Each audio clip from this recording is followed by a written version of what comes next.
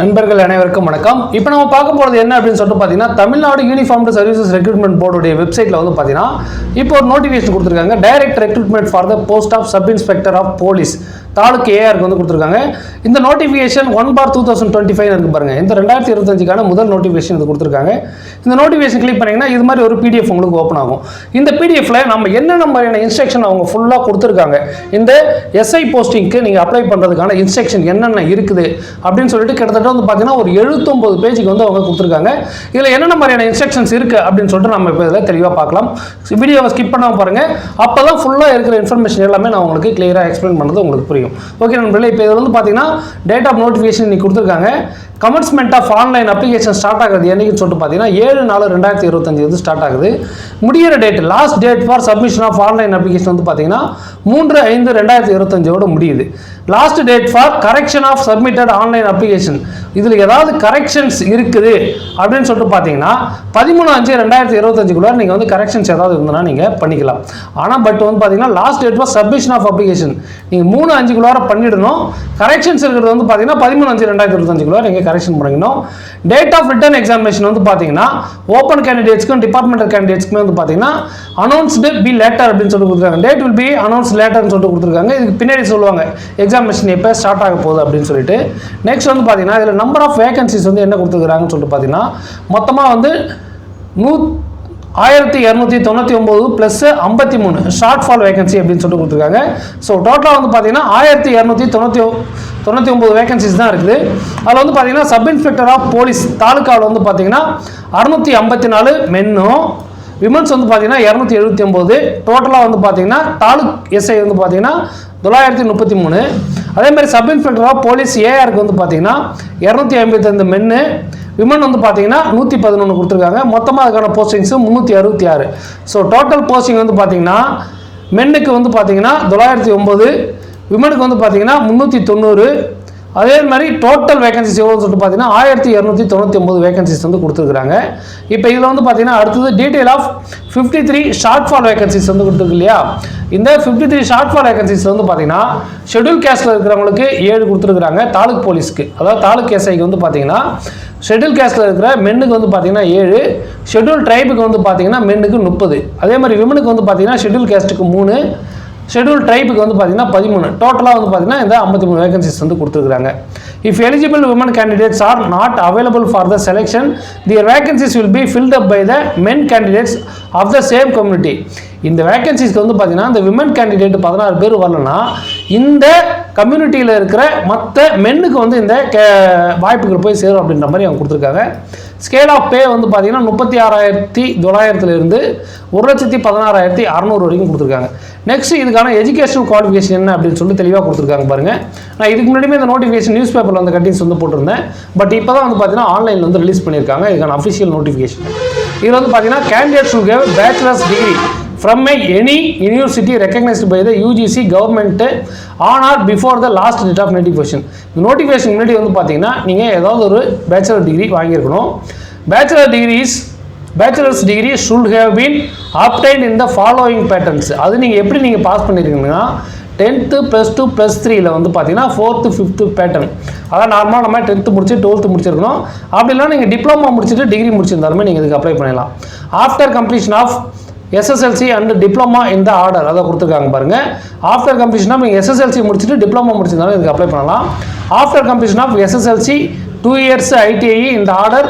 அதுக்கப்புறம் வந்து பார்த்தீங்கன்னா நீங்கள் +2 அதுக்கப்புறம் நீங்கள் டிகிரி முடிச்சிருக்கலாம். அதுக்கப்புறம் வந்து பார்த்தீங்கன்னா பேச்சுலர்ஸ் டிகிரி இது மாதிரி நீங்கள் டிப்ளமோவோ இல்லை ஐடிஐயோ முடிச்சு அந்த +2 கேடர் முடிச்சுட்டு அதுக்கப்புறம் bachelors degree can be obtained from the open university R distance education. நீங்கள் ஏதாவது ஒரு முறையில் வந்து பார்த்தீங்கன்னா இந்த யூஜி டிகிரியை நீங்கள் முடிச்சிருக்கணும், அவங்க வந்து இதுக்கு அப்ளை பண்ணலாம்.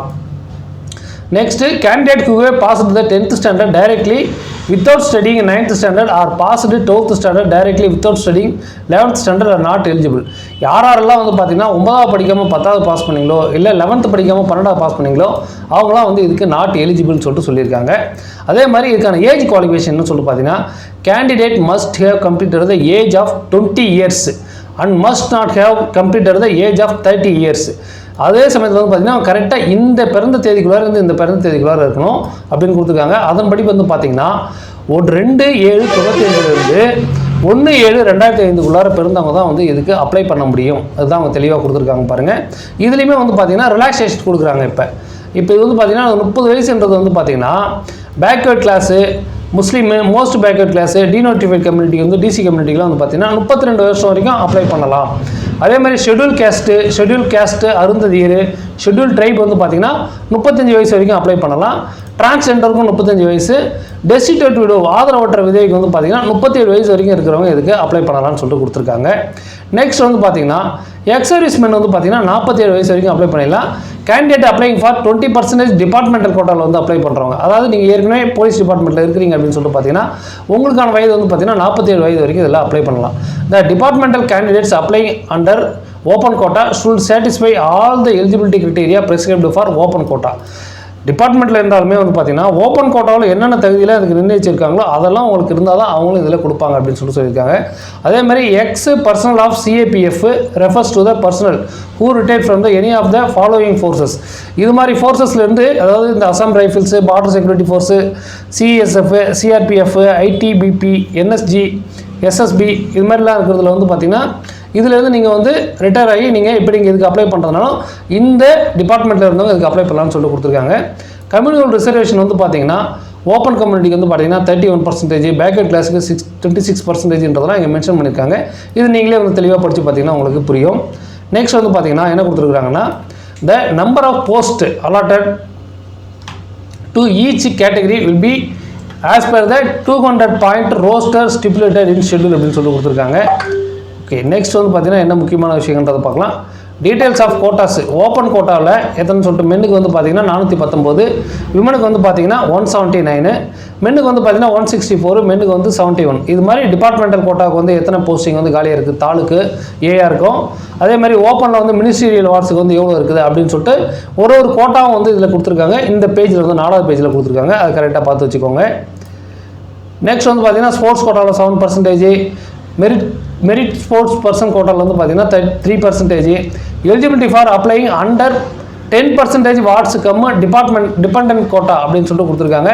இதில் wards cum dependent quota, serving retired deceased of medically invalidated police personnel, இவங்களாம் வந்து இதில் அப்ளை பண்ணலான்ற மாதிரி கொடுத்துருக்காங்க. ஸோ இது மாதிரி இருக்கிற செக்ஷனில் இருக்கிறவங்க யாராவது இருந்தீங்கன்னா இதை தெளிவாக படித்து பார்த்து அப்ளை பண்ணிக்கோங்க. நெக்ஸ்ட் அடுத்தது என்ன கொடுத்துருக்குறாங்கன்னு சொல்லிட்டு பார்க்கலாம். Eligible for applying under 7% sports கோட்டாவில் வந்து பார்த்தீங்கன்னா இந்த 7% ஸ்போர்ட்ஸ் கோட்டாவில் அப்ளை பண்ணுறதுக்கு candidates applying under sports quota should fulfil all the norms prescribed for open candidates. Open கேண்டிடேட்ஸ்க்கு என்ன இருக்குதோ அதே எஜுகேஷன் குவாலிஃபிகேஷன், அந்த குவாலிஃபிகேஷன் எல்லாமே உங்களுக்கு இருக்கணும், பேசிக் குவாலிஃபிகேஷனா. In addition the candidate is required to produce the form 1, form 2, form 3 of any of the approved 16 games. இதுக்குன்னு வந்து பார்த்தீங்கன்னா ஒரு 16 வகையான கேம்ஸ் இருக்குது. அந்த 16 வகையான கேம்ஸில் நீங்கள் வின் பண்ணியிருந்தால் தான் இதுக்கு அப்ளை பண்ண முடியும்னு சொல்லியிருக்காங்க. Form 1 level of participation represented in Indian and international காம்படிஷனில் வந்து அப்ளை பண்ணவங்க தான் ஃபார்ம் 1. ஃபார்ம் 2 வந்து பார்த்தீங்கன்னா represented Tamil Nadu state at national level competition. நீங்கள் தமிழ்நாடு ஸ்டேட் மூலிமா நேஷனல் லெவல் காம்படிஷனில் போகிறவங்க தான் ஃபார்ம் 2 வரீங்க. Represented Tamil Nadu university at inter university காம்படிஷனில் அப்ளை பண்ணவங்க வந்து பார்த்தீங்கன்னா ஃபார்ம் 3 இருக்கணும். இது மாதிரி இருக்கிறவங்களுக்கு கொடுத்துருக்காங்க. அதே மாதிரி இந்த 16 விதமான ஸ்போர்ட்ஸ் வந்து என்னென்ன மாதிரியான ஸ்போர்ட்ஸ்னு கொடுத்துருக்காங்க பாருங்கள். இதில் basketball, football, hockey, volleyball, handball, kabaddi, wrestling, boxing, gymnastics, judo, weight lifting, aquatics அதாவது swimming, athletics, equestrian, horse riding, rifle shooting and 16 வந்து பார்த்தீங்கன்னா சிலம்பாட்டத்துக்கு வந்து ஸ்டாரில் கொடுத்துருக்காங்க. அது என்னன்னு சொல்லிட்டு பார்த்தீங்கன்னா subject to approval of the association by STAT for form 1, form 2 only இதுக்கு வந்து அப்ளை பண்ண முடியும்.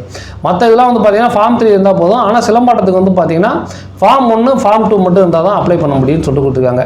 அப்படின்னா என்ன, நீங்கள் ஸ்டேட் லெவலையும் இன்டர்நேஷனல் லெவலையும் இருக்கிறவங்க தான் வந்து நேஷனல் லெவலையும் இன்டர்நேஷனல் லெவலையும் பார்ட்டிசிபேஷன் பண்ணவங்க தான் பண்ண முடியும். ஸோ இது கீழே கிட்டத்தட்ட ஒரு இது மாதிரி ஒரு 10 எக்ஸ்ப்ளனேஷன் கொடுத்துருக்காங்க அந்த ஃபார்ம் பற்றி. அதையும் நீங்கள் தெளிவாக படித்து பார்த்துக்கோங்க. ஓரளவுக்கு நான் உங்களுக்கு ஷார்ட்டாக சொல்கிறதுக்கு பார்க்குறேன். ஏன்னா ஃபுல்லாக எக்ஸ்பிளைன் பண்ணால் கிட்டத்தட்ட 1 ஹவருக்கு மேலே வீடியோ போகும். நான் ஒரு 10 மினிட்ஸ்க்குள்ளார எக்ஸ்பிளைன் பண்ணுறேன் முக்கியமான விஷயங்களை மட்டும் சொல்லி. இதில் வந்து பார்த்தீங்கன்னா PSCM சர்டிஃபிகேட் இருக்கிறவங்களுக்கு 20% வந்து பார்த்தீங்கன்னா அவங்க இதில் ஒதுக்கீடு கொடுக்குறாங்க. ஸோ இதையும் கரெக்டாக நீங்கள் பார்த்துக்கோங்க. PSCM சர்டிஃபிகேட் உங்களுக்கு UG வரைக்கும் நீங்கள் வைக்கணும், 10th 12th மட்டும் வைக்கிறது கிடையாது.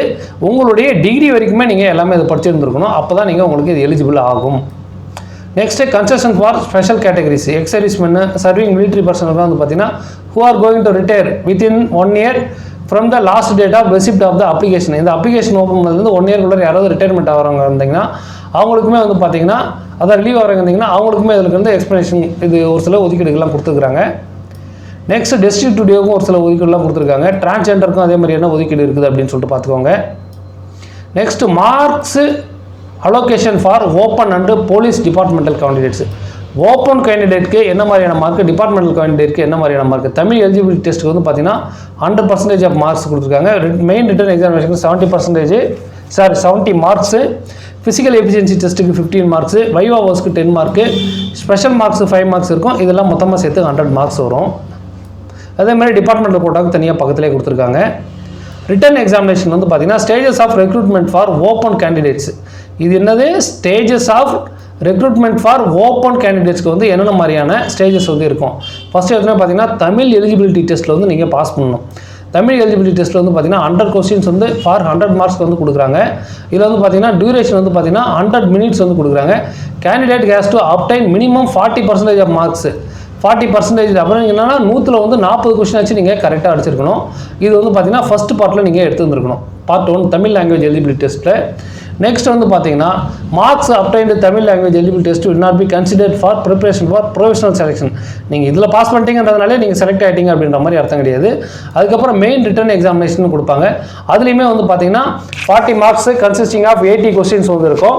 இதில் வந்து பார்த்தீங்கன்னா 60 கொஸ்டினில் 30 மார்க்ஸ் வந்து கன்சிஸ்டிங்காக எடுத்துருக்கணும் அப்படின்னு சொல்கிறாங்க. அப்புறம் வந்து பார்த்தீங்கன்னா டியூரேஷன் வந்து பார்த்தீங்கன்னா 2.5 hours வந்து கொடுத்துருக்காங்க. இதே மாதிரி hall ticket for written examination வந்து பார்த்தீங்கன்னா the hall ticket of the eligible candidates will be uploaded on the TNSRB official website-ல வந்து பார்த்தீங்கன்னா உங்களுக்கான ஹால் டிக்கெட் வந்து அப்லோட் பண்ணுவாங்க. நீங்கள் அதை வந்து நீங்கள் எடுத்துக்கலாம். ஃபிசிக்கல் எக்ஸாமினேஷன் வந்து பார்த்தீங்கன்னா சர்டிஃபிகேட் வெரிஃபிகேஷன் நடக்கும். சர்டிஃபிகேட் வெரிஃபிகேஷனுக்கு அப்புறம் வந்து பார்த்தீங்கன்னா உங்களுக்கு ஃபிசிக்கல் மெஷர்மெண்ட் டெஸ்ட் நடக்கும். ஃபிசிக்கல் மெஷர்மெண்ட் டெஸ்ட் வந்து பார்த்தீங்கன்னா மினிமம் 170 சென்டிமீட்டர் வந்து இருக்கணும். மென்னுக்கு வந்து பார்த்தீங்கன்னா ஓசி பிசி எம்பிசியில் இருக்கிறவங்களுக்கு, எஸ்சி எஸ்டியில் இருக்கிறவங்க பார்த்தீங்கன்னா 3 சென்டிமீட்டர்ஸ் வந்து கம்மியாக இருந்தால் போதும். அதேமாதிரி விமனுக்கு வந்து எத்தனை சென்டிமீட்டர் இருக்கணும், மென்னுக்கு வந்து எத்தனை சென்டிமீட்டர் இருக்கணும், எஸ்சி எஸ்டிக்கு என்ன சென்டிமீட்டர் இருக்கணுன்றது கொடுத்துருக்காங்க. செஸ்ட் மெஷர்மெண்ட் நார்மலுக்கு வந்து பார்த்தீங்கன்னா மினிமம் 81 சென்டிமீட்டர் இருக்கணும். எக்ஸ்பென்சஸ் வந்து பார்த்தீங்கன்னா 5 சென்டிமீட்டர் வந்து எக்ஸ்பென்ஷன் ஆகிருக்கணும் அப்படின்ற மாதிரி கொடுத்துருக்காங்க. Round of height and chest measurement. Actual measurement வந்து பார்த்தீங்கன்னா எத்தனை சென்டிமீட்டரு 169 இருந்ததுன்னா 169.5, ரவுண்ட் ஆஃப் 2 அப்படின்னு சொல்லிட்டு இது மாதிரி தனித்தனியாக கொடுத்துருக்காங்க. இது எல்லாமே கரெக்டாக பார்த்துக்கோங்க. Appeal in physical measurement test. When a candidate is not satisfied with his or her measurement, she can prefer an appeal to the subcommittee chairperson regarding the உங்களுடைய அந்த ஃபிசிக்கல் மெஷர்மெண்ட்டில் ஏதாவது பிரச்சனை இருந்ததுன்னா நீங்கள் அங்கேயே கம்ப்ளைண்ட் பண்ணுற மாதிரி கொடுத்துருக்குறோம். எண்டூரன்ஸ் டெஸ்ட்டு மென்னுக்கு வந்து பார்த்தீங்கன்னா 1700 மீட்டர் வந்து பார்த்தீங்கன்னா 7 நிமிஷத்துக்குள்ளார ஓடணும். உமனுக்கு வந்து பார்த்தீங்கன்னா 400 மீட்டர் வந்து பார்த்தீங்கன்னா 2 நிமிஷம் 30 செகண்டுக்குள்ளார ஓடிடணும். எக்ஸ் சர்வீஸ் மென்னு சர்விங் மிலிட்ரி பர்சன் வந்து பார்த்தீங்கன்னா 1500 மீட்டர் வந்து 8 நிமிஷத்துக்குள்ளார ஓடணும்னு சொல்லிட்டு கொடுத்துருக்காங்க. So physical efficiency test total mark for PET physical efficiency test வந்து பார்த்தீங்கன்னா the details of physical efficiency test are as follows அப்படின்னு சொல்லிட்டு கொடுத்துருக்காங்க. ரோப் கிளைம்பிங்க்கு வந்து பார்த்தீங்கன்னா எத்தனை மீட்டர் வந்து ஏறணும், அதுக்கு எத்தனை 1 ஸ்டார் 2 மார்க்ஸு 2 ஸ்டார் 5 மார்க்ஸ்லாம் கொடுத்துருக்காங்க. ஸோ அதெல்லாம் எத்தனை மீட்டர் வந்து நீங்கள் இருக்குன்றதை கொடுத்துருக்காங்க. ஜம்ப்பு லாங் ஜம்ப்புக்கு வந்து பார்த்தீங்கன்னா 0 ஸ்டாருக்கு வந்து பார்த்தீங்கன்னா எத்தனை மார்க்ஸு 0 மார்க்கு. அதில் அதே மாதிரி ஒவ்வொன்றுக்கும் 1 ஸ்டாரு 2 ஸ்டாரு இது எல்லாமே வந்து பார்த்தீங்கன்னா ஒவ்வொரு கேமுக்குமே கொடுத்துருக்காங்க. அதில் வந்து ஜம்ப்பு ரன்னு இதுக்கு எல்லாத்துக்குமே வந்து பார்த்தீங்கன்னா தனித்தனியாக எப்படி மார்க்ஸ் வரும் அப்படின்றது அவங்க இதில் மென்ஷன் பண்ணியிருக்காங்க. அதெல்லாம் பார்த்துக்கோங்க. விமன் கேண்டிடேட்டுக்கு அதே மாதிரி தனியாக கொடுத்துருக்காங்க. த்ரோ ரன்னு லாங் ஜம்ப்பு இதெல்லாம் கொடுத்துருக்காங்க. அதுக்கு ஒவ்வொன்றுக்கும் எத்தனை மார்க்ஸ் எப்படி வரும்ன்றது கரெக்டாக கொடுத்துருக்காங்க பார்த்துக்கோங்க. ஷார்ட் புட்டு த்ரோ ஜம்ப்பு ரன்னு இதெல்லாம் வந்து பார்த்தீங்கன்னா யாருக்கு இருக்கும், எக்ஸ் சர்வீஸ்மேனுக்கு வந்து பார்த்தீங்கன்னா ஷார்ட் புட் த்ரோ ஜம்ப்பு இதெல்லாம் கொடுத்துருக்காங்க. ஸோ அவங்களுக்கு வந்து எத்தனை மார்க் வரும் அப்படின்றதையும் தனியாக கொடுத்துருக்காங்களே. Eligibility for 20% of police departmental all quota candidates இது தனியாக கொடுத்துருக்காங்க. 20% ஆஃப் கோட்டா வந்து அதையும் செக் பண்ணிக்கோங்க. ரிட்டன் எக்ஸாமினேஷன் வந்து பார்த்தீங்கன்னா Tamil language eligibility test stages of recruitment for 20% departmental கேண்டிடேட்ஸ்க்கு வந்து பார்த்தீங்கன்னா written examination Tamil eligibility test இருக்கும். மெயின் ரிட்டன் எக்ஸாமினேஷன் கொடுத்துருப்பாங்க. இதில் வந்து பார்த்தீங்கன்னா 15 மார்க்ஸ் கன்சிஸ்ட் ஆஃப் 30 கொஸ்டின்ஸ் அவங்களுக்கு ஏற்ற மாதிரி தனித்தனியாக கொடுத்துருக்காங்க. ஹால் டிக்கெட்டு இவங்களுக்கும் வந்து பார்த்தீங்கன்னா ஜென்ரலாக எப்படி அப்டேட் பண்ணுறாங்களோ மற்றவங்களுக்கு ஓப்பனில் இருக்கிறவங்களுக்கு அதே மாதிரி தான் இவங்களுக்கு வரும். Physical measurement test physical efficiency test இதெல்லாமே கொடுத்துருக்காங்க. அதெல்லாம் செக் பண்ணிக்கோங்க கரெக்டாக. Next is special marks will be allotted to the stage of viva voce as detailed below subject to a maximum of 5 marks. 1 year member A certificate என்சிசியில் இருக்கிறவங்களுக்கு of mark, position of B certificate வந்து பார்த்தீங்கன்னா 1 mark, C certificate வந்து பார்த்தீங்கன்னா 2 marks கொடுத்துருக்காங்க. National service ஸ்கீமில் இருக்கிறவங்களுக்கு of மார்க்லாம் கொடுக்குறாங்க. ஸோ இதெல்லாம் கரெக்டாக இது மாதிரி சர்டிஃபிகேட்ஸ்லாம் உங்கள்கிட்ட இருந்ததுன்னா நீங்கள் கரெக்டாக எடுத்துகிட்டு போயிடுங்க. Special marks for departmental candidates. Final professional selection list எப்போ வரும்னு சொல்கிறாங்க. அதுலேயே medical examination and verification of character and attendance இதெல்லாம் எப்படி நடக்கும், ஆன்லைன் அப்ளிகேஷன் வந்து எப்படி வரும்ன்றதையும் கரெக்டாக கொடுத்துருக்காங்க. அதே மாதிரி எக்ஸாமினேஷன் ஃபீஸ் வந்து பார்த்தீங்கன்னா 500 ஓப்பனாக இருந்தாலும் சரி, டிபார்ட்மெண்டல் கோட்டா இருந்தாலும் சரி அவங்களுக்கு 500. அதே மாதிரி டிபார்ட்மெண்ட்டில் இருக்கிறவங்க ஓப்பனுங்க அப்ளை பண்ணுறோம், நாங்கள் டிபார்ட்மெண்ட்டு ரெண்டுத்துக்கு சேர்த்து அப்ளை பண்ணுறோம்னா நீங்கள் 1000 ரூபாய் வந்து ஃபீஸ் கட்டுற மாதிரி இருக்கும். ஸோ இதை வந்து அவங்க டீட்டெயிலாக வந்து கொடுத்துருக்காங்க. அதெல்லாம் கரெக்டாக நோட் பண்ணிக்கோங்க. இது கீழே வந்து பார்த்தீங்கன்னா உங்களுக்கு எதாவது கம்ப்ளைண்ட்ஸ் இருந்ததுன்னா நீங்கள் எப்படி கம்ப்ளைண்ட் பண்ணணும், எப்படி காண்டாக்ட் பண்ணணும் அப்படின்றதுக்கான மெயில் ஐடியெலாம் கொடுத்துருக்காங்க. அதே மாதிரி அந்த கஸ்டமர் கேர் நம்பரையும் கொடுத்துருக்காங்க. அது இல்லாமல் கரெக்டாக வந்து செக் பண்ணிக்கோங்க. ரிட்டன் எக்ஸாமினேஷன் சென்டர்ஸ் வந்து பார்த்தீங்கன்னா ஓவரால் தமிழ்நாட்டில் இருக்கிற எல்லா டிஸ்ட்ரிக்ட்லையுமே நடக்கும். ஸோ இது மாதிரியான முக்கியமான இன்ஃபர்மேஷன்லாம் கொடுத்துருக்காங்க. வேறு ஏதாவது உங்கள் மேலே கிரிமினல் அஃபெக்ட்ஸ் அது மாதிரிலாம் ஏதாவது இருந்ததுன்னா அதை நீங்கள் எப்படி வந்து ரிப்போர்ட் வாங்கி நீங்கள் கொடுக்கணும் அப்படின்றதையும் ஃபுல் டீட்டெயில் கொடுத்துருக்காங்க. ஸோ இதெல்லாம் மிஸ் பண்ணாமல் ஓரளவுக்கு இதை படித்து பார்த்துக்கோங்க. அதே மாதிரி என்னென்ன கம்யூனிட்டிக்கு என்னென்ன மாதிரி நம்பர்ஸ் வரும் அப்படின்றதையும் கீழே ஃபுல்லாக கொடுத்துருக்காங்க. ஸோ இந்த நோட்டிஃபிகேஷன்லாம் நீங்கள் ஃபுல்லாக படித்து பார்த்துக்கோங்க. அப்போ தான் வந்து உங்களுக்கு ஈஸியாக இருக்கும் அப்ளை பண்ணுறதுக்கு. அதே மாதிரி அனெக்சர் 2 வந்து பார்த்தீங்கன்னா வார்டு கம் டிபெண்டன்ட் சர்டிஃபிகேட்டு இது மாதிரி ஒரு சில சர்டிஃபிகேட்டுக்குலாம் அவங்க மாடல் அவங்களே கொடுத்துருக்காங்க. அதே மாதிரி தமிழ் வழி கல்வி சான்றுக்கெல்லாம் கொடுத்துருக்காங்க. இதெல்லாம் நீங்கள் ஓப்பனில் வந்து அப்ளை பண்ணி வாங்கியிருந்தீங்கன்னா இதெல்லாம் நீங்கள் பண்ண தேவையில்லை. நீங்கள் டிஎன்இஜிஏ அதாவது ஈஸியாக மையத்து மூலிமா நீங்கள் சர்டிஃபிகேட் வாங்கியிருந்தாலும் அதை வச்சே நீங்கள் அப்ளை பண்ணிக்கலாம். இது மாதிரி நிறைய அனெக்சர்ஸ் வந்து பின்னாடி கொடுத்துருப்பாங்க. இந்த அனெக்சர்ஸ் எல்லாமே நீங்கள் செக் பண்ணி பார்த்துக்கோங்க. அதில் ஏதாவது உங்களுக்கு எலிஜிபிலிட்டி இருந்ததுன்னா நீங்கள் அதை வச்சு நீங்கள் அப்ளை பண்ணலாம். ஓகே நண்பர்களே, ஓரளவுக்கு தேவையான இன்ஃபர்மேஷன் எல்லாமே நான் இதில் கொடுத்துருப்பேன்னு நினைக்கிறேன். இதில் உங்களுக்கு வேறு ஏதாவது டவுட்ஸ் இருந்ததுன்னா நீங்கள் கமெண்ட் செக்ஷனில் கமெண்ட் பண்ணுங்கள். நான் உங்களுக்கு அதுக்கான டவுட்ஸ் உடனே கிளியர் பண்ணுறதுக்கு ட்ரை பண்ணுறேன். தேங்க்யூ ஃபார் வாட்சிங் திஸ் வீடியோ.